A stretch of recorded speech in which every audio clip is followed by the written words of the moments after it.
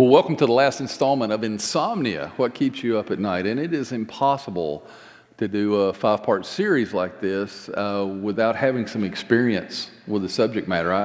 I understand worrying. I understand what it's like to be kept up at night thinking about things with something on your mind and you just can't get them off. And the things that I worry about kind of cover the gamut. You know, I worry about our church and you know, are we going to be on mission and are we going to be faithful to God? Well, people know Jesus because they know us. I do worry about things like that. I worry that somehow, some way, some of you are going to wake up one day and realize that I'm really not as good at this as you think I am. And then I think about the ones who've already awakened and realized that, and I worry about that too.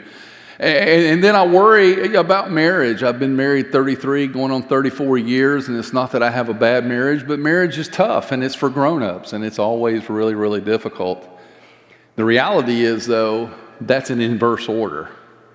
Because the thing that I worry most about is probably the thing that most parents worry most about, and that is, will my kids turn out okay? I have 2 children. Both of them are grown.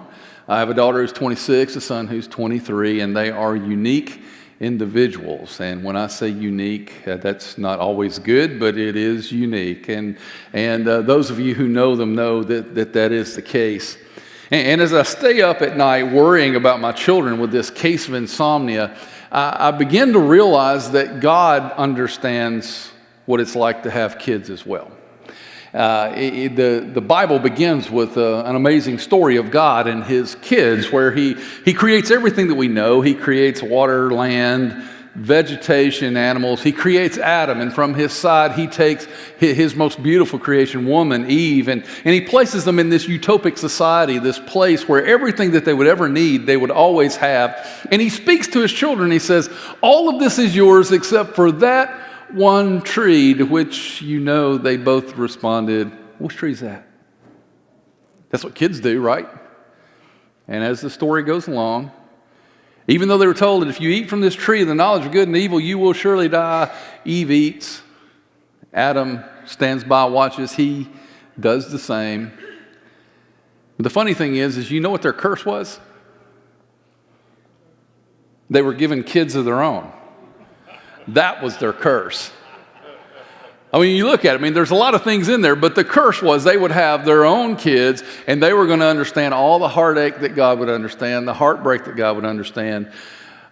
It's also interesting that God is constantly mindful about his role as the parent and our role as parents. Even in Scripture, as we go on with the 10 Commandments, and God is explaining to the Israelites, here's how you live in community with me, and then this is how you live in community with one another. That's what the 10 Commandments were about. The 5th commandment was the commandment that says, honor your father and mother. Now, that's right there in the middle, and the reason is the first 4 commandments are spent saying, here's who I am, God speaking to mankind, here's who I am. And this is what you need to know about living in community with me. Now, honor your parents because they're going to teach you this last stuff. And the 6 through 10 are things like, don't steal, don't lie, don't commit adultery, don't commit murder.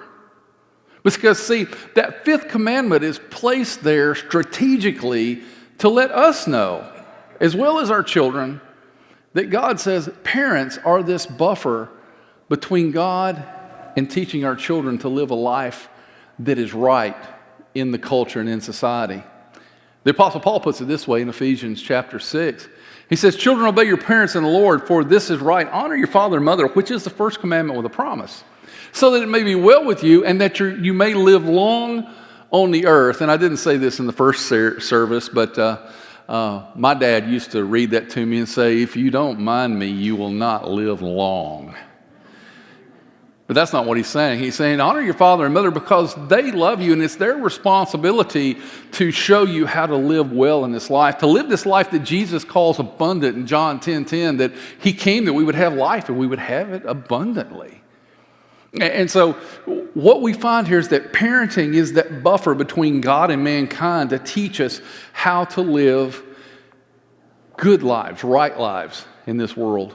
I can remember when I first realized how hard parenting was going to be.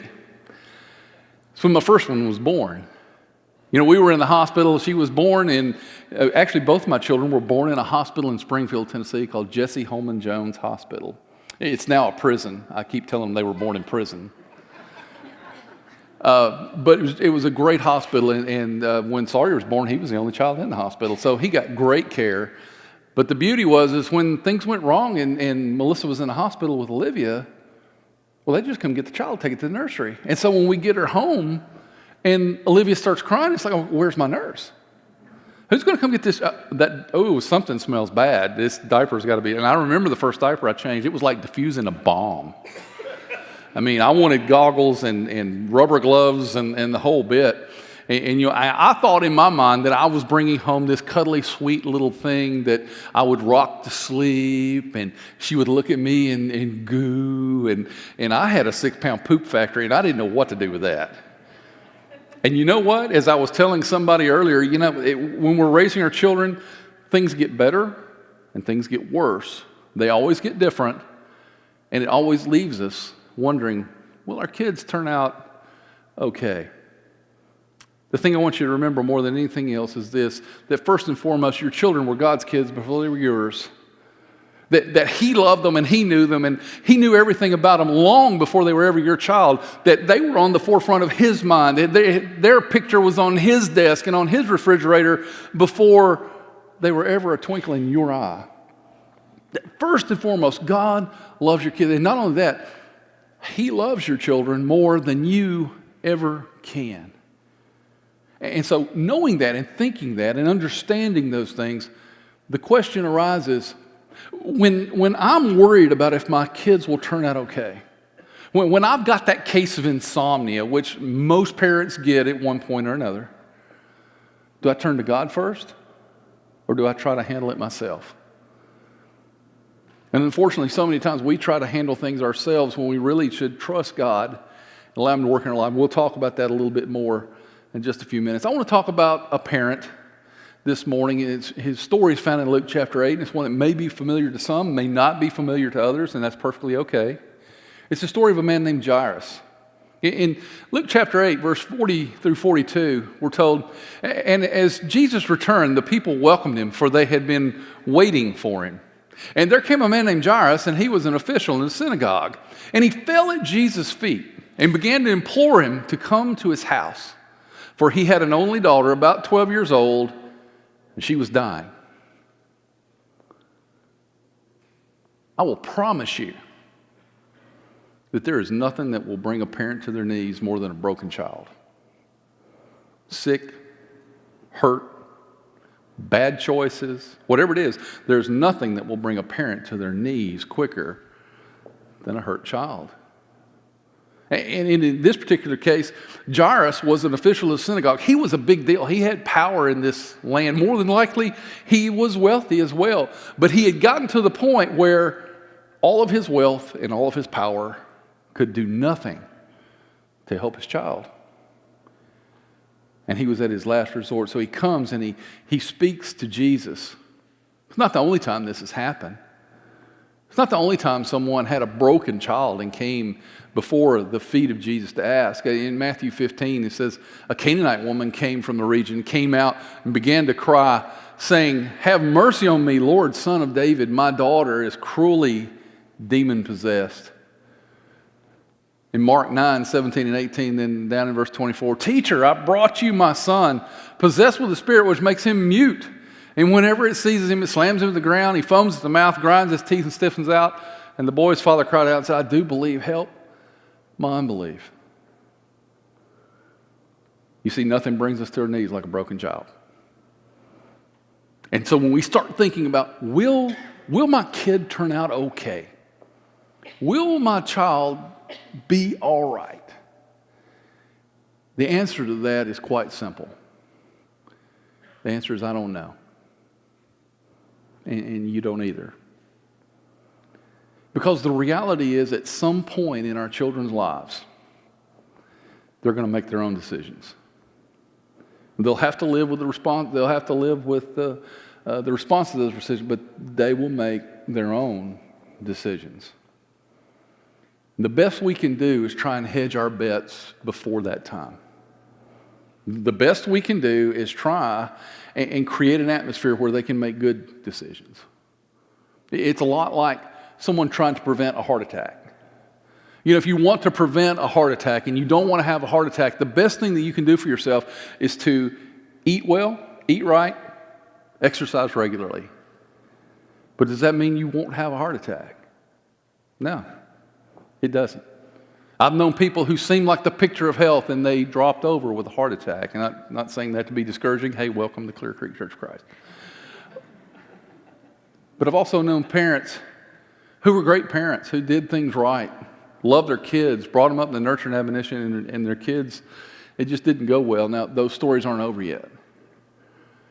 But they're struggling. And so do I know if your kids turn out okay? I don't know. But I will say this, there are ways to put the odds in your favor. There are ways, things that we can do that will help us not lose sleep at night. And so in the spirit of the Hunger Games, may the odds be ever in your favor as you take this quest of parenthood, some things that will concentrate on to decrease insomnia. This first one's a big one. Make your marriage your top priority. Now, if you're a single parent, we're going to talk about that in just a minute because we have a lot of single parents and there's no sin in being a single parent. It just makes it twice as hard. But make your marriage a top priority.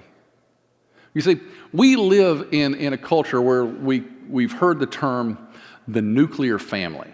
You've probably heard that term, the nuclear family. But if you look at an atom and a picture of an atom, what you have is you have a nucleus, which is this conglomeration of protons, neutrons in the middle of the atom. And then on the outside of the atom is the electrons that go around and around and around this atom. And so when we think about the nuclear family, we usually think of mom, dad, 2 kids, station wagon with the wood grain on the side, the white picket fence, all that stuff.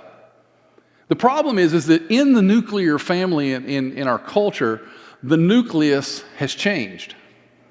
Because God intended for the nuclear family, the positive and the negative, which would power the electrons that go around, should be mom and dad. Mom and dad should be the nucleus of this family. In Genesis chapter 2, we find it says, "For this reason a man shall leave his father and mother and be joined to his wife, and they shall become one flesh." And what he's saying is, he's saying at the nucleus of all families should be mom and dad, and their bond should be strong with one another. But the problem that we have in our culture today is that the nucleus of the nuclear family are children. And mom and dad are just running themselves crazy around their kids, trying to make sure that their children are okay. Do they have everything they want? Do they have everything they need? And what happens is that it gets out of kilter and it's not healthy. It should be the other way around. The parents should be the nucleus of this. They should be together, and the children running around them trying to make sure that they're keeping mom and dad happy, because the two should be one flesh. Well, if you're a single parent, you need to make sure that your child is not the whole center of your universe either. And the reason is someday they're going to leave. I am presently experiencing the empty nest. Both my children have moved out. They moved into homes. One's renting, one owns. It's great. And I remember when I went through the empty nest the first time, when my son left to go to college, it hit me hard. I mean, I was just broken by it. And I shared it in a sermon one day, and a friend of mine came up to me and said, "It's harder when they come home." And you were right. It is harder when they come home. But now the nest is empty again. And I'm going to tell you, man, it rocks. You give me a couple of months, I'll forget I ever had a kid.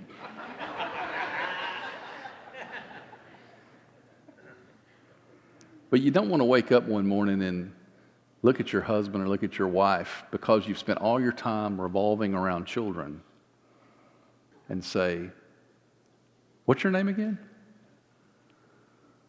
Make your marriage your priority. If you're not married, make sure that your children see that you have a life and that there are other things that are a priority. And another thing is, in making that marriage a priority, and I'm going to stop preaching and start meddling for just a moment, serve one another. Let your kids see you serve each other. Let your kids see you make one another a priority.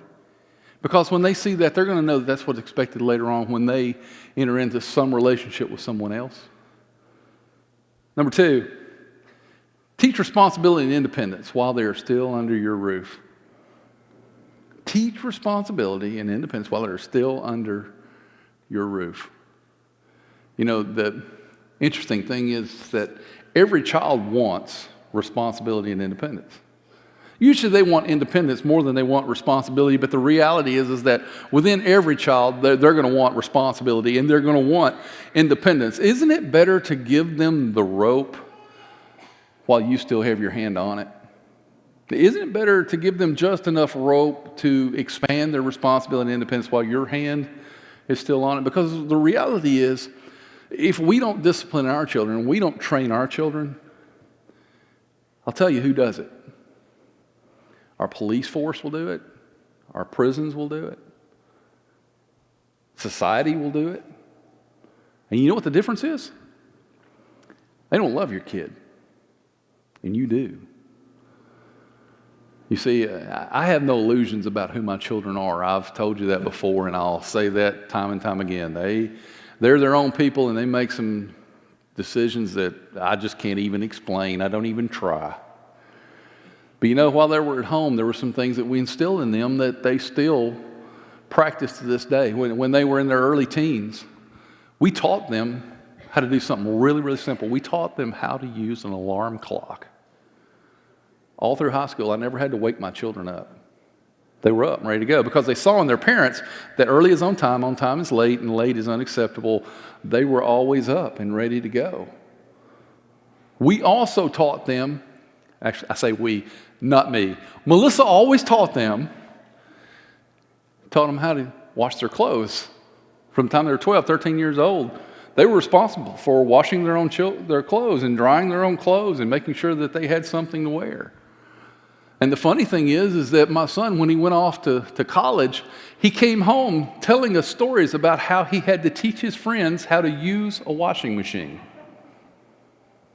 And even had to teach one how to make a bed. What was happening? Well, they weren't teaching them responsibility. They weren't teaching them independence while they were still in that home.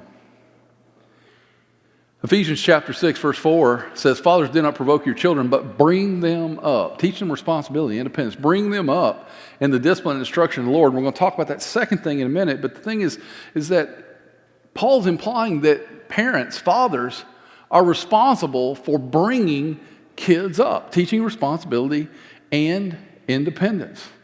And he says, don't exasperate your kid. Don't trouble these children. Why? How do you do that? You do it by overindulgence, and you do it by underindulgence. You can be too hard on a kid. You can be not hard enough. And you know why the children become the center of the nuclear family? 85% of parents would tell you that they have no confidence at all in their parenting skills.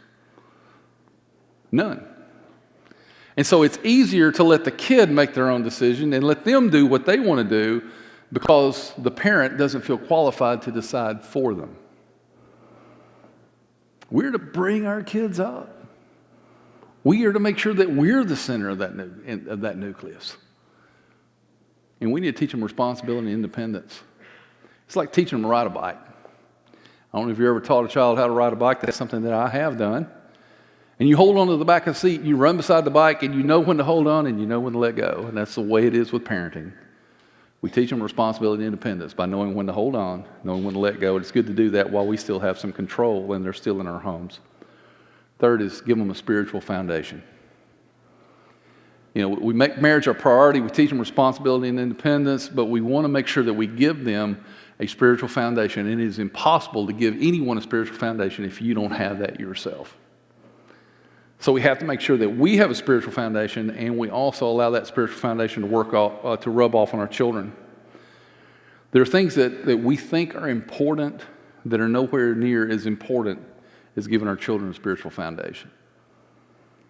Making sure our children get a good education is important, but it's not as important as giving our children a good spiritual foundation. Teaching our children manners, not to burp at the table and stand when I was growing up, it was stand when a woman enters a room. The old Southern, you know what? That's important, but it's not as important as a spiritual foundation. Teaching our children a work ethic. It's important. They're going to want that. But it's not as important as having a spiritual foundation. And we need to make sure that our children have some kind of spiritual foundation, because we realize that the most important values in our life are caught, not taught. They're things that we see other people doing, and we see modeled in the lives of people that we love and respect, and we want to model those things as well. So we have to have a spiritual foundation, and we need to make sure that we give that spiritual foundation to our children. You know, a lot of you will bring your children to church in order to get that spiritual foundation, and this is a great place for that to happen. I tell you, I love our kids. I love our ministry. But the reality is, the way most people attend church, that Mitch, Aubrey, Phil, Jana, they're going to have your children for about 40 to 80 hours a year. 40 to 80 hours cumulatively for a year, they're going to have an influence, an impact on your child. For some of you, it's more than that. For some of you, it may be less than that, but that's kind of the national average. Do you realize that your children, if they have a normal school year, will spend 400 hours a year doing math? And we all know nobody uses math. We have iPhones. They'll spend 700 hours a year playing video games.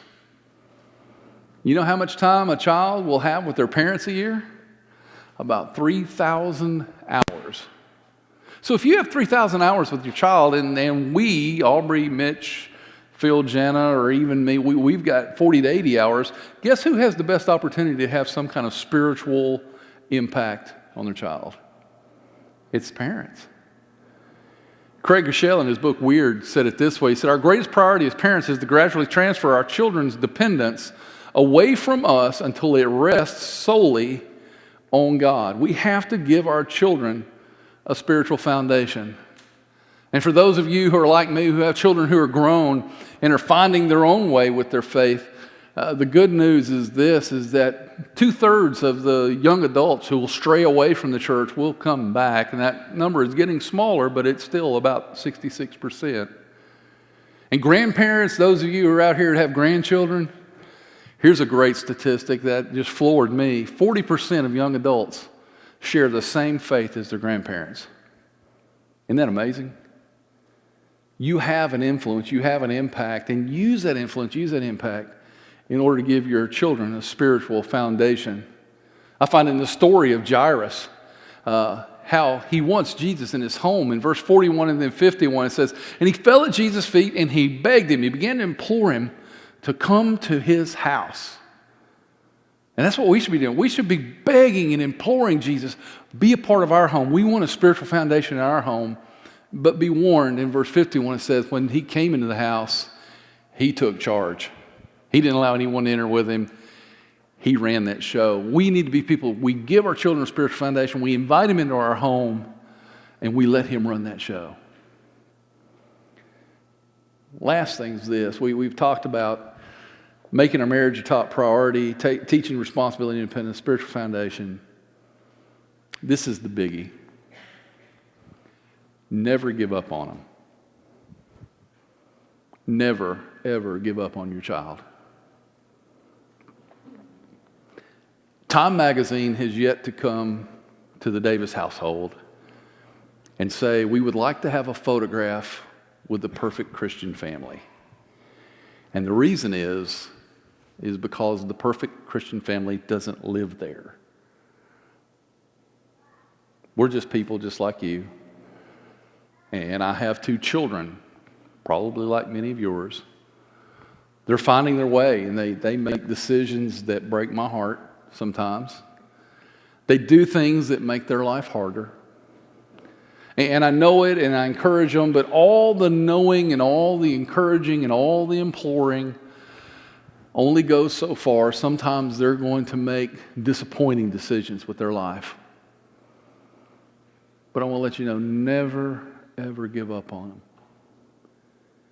Keep praying for them. Keep encouraging them and to go in the right direction. You can't push somebody away and pull them close at the same time. Never, ever give up on your child. Back to Luke chapter 8. Jairus refused to give up.